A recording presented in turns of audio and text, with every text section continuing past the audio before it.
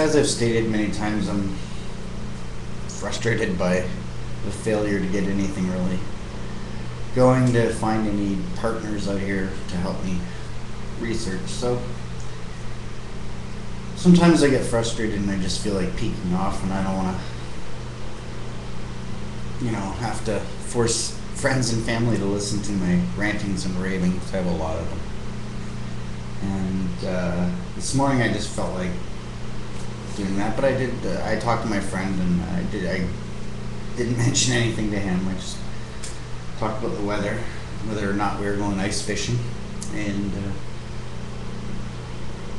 just got a lot on my mind lately. Been very busy, and wanting to do videos in here. Frankly, I'm almost convincing myself that this is just some delusion I've had. It means nothing. None of which, I had a email from a geologist who basically said I should go up to Hudson's Bay and find some rock that as proof for my theory of the volcanic activity at the Tanai State, or I could go search more stuff on Google, advanced student, whatever, and it just frustrated me because I think I've clearly indicated that I got a lot of problems and a lot of limitations, and but people see and hear what they want, I guess. And so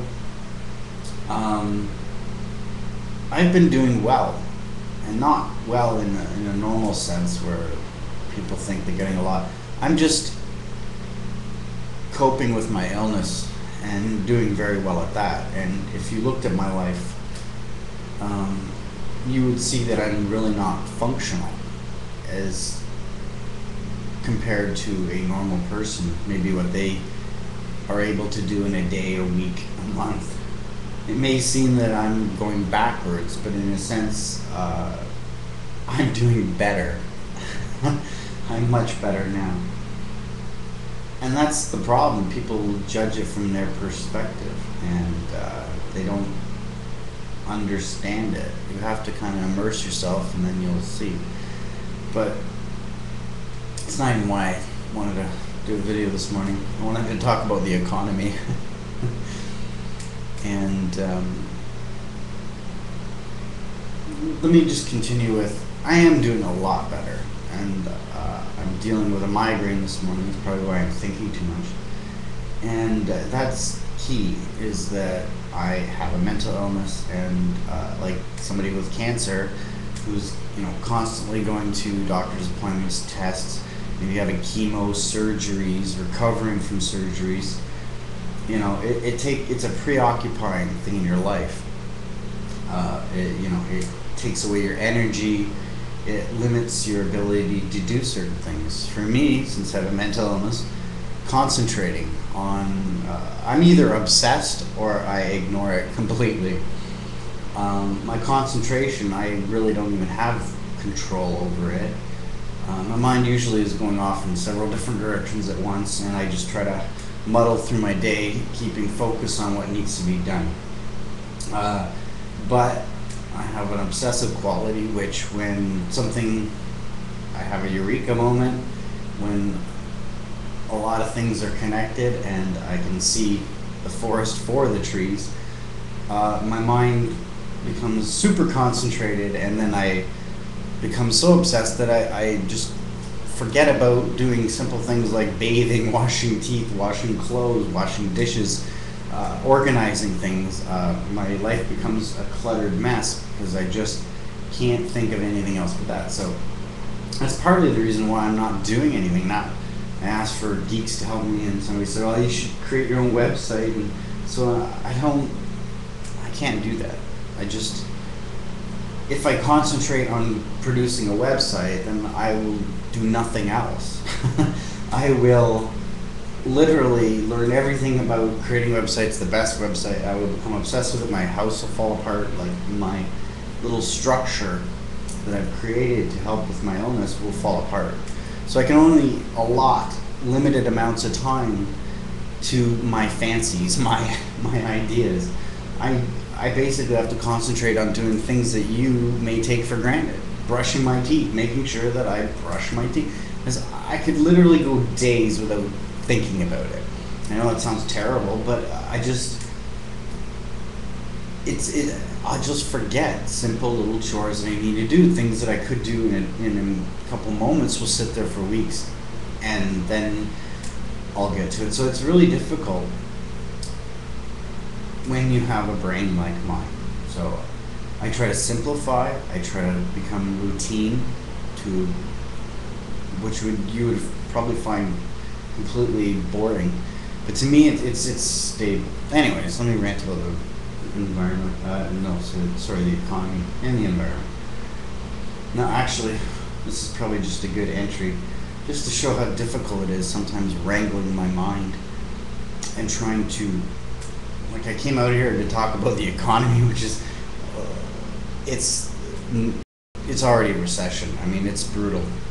Every morning, Wall Street is a bloodbath. And like, I was going to talk about all the economic factors. The fact that I was discussing it with my son during the summer, August, when the first kind of ripples of the impending doom were coming our way. I was like, there's a lot of factors on Wall Street which don't add up. Inflation isn't being accounted for, a lot of other things. And I wanted to talk about that. I really don't frankly care at the moment. I cared 10 minutes ago. The environment, how much, I mean, people are saying, oh, it's cold, and so therefore global warming doesn't exist. That's incorrect. It's more of an extreme. This is an El Nino year. I was going to talk about that. Frankly, don't care about that. I frankly don't care because I know nobody's listening. And I honestly thought before that when I came out here, people would listen. I mean, people are curious, mildly interested, but nobody's listening to me, and nobody ever has, and maybe, frankly, they have every reason to. I was going to talk about the economy and politics, how, frankly, we're reaping what we have sown. The economic system is just incorrect. I mean, free market is incorrect. It's not a viable system. I'm a communist, and I'm not, and I don't even like considering myself a communist because I have a radical view of freedom and individuality.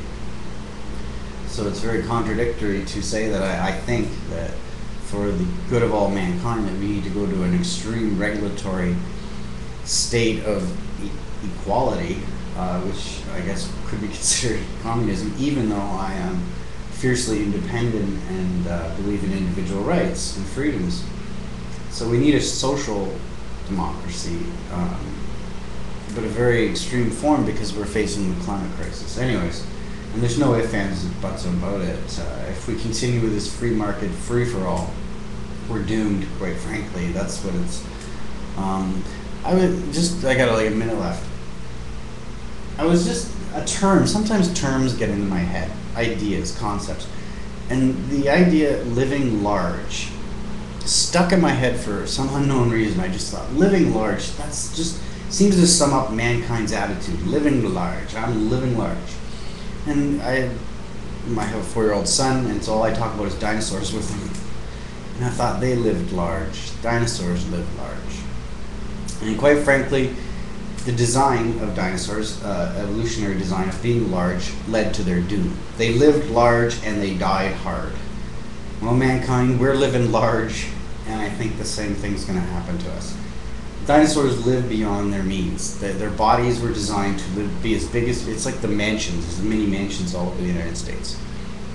Living large, when your environment won't sustain you, will lead to your doom. Any disaster, large or small, will doom you if you're large. If you're small and you're efficient and you're adaptable, you will survive. If you're living large and living for today only, yeah.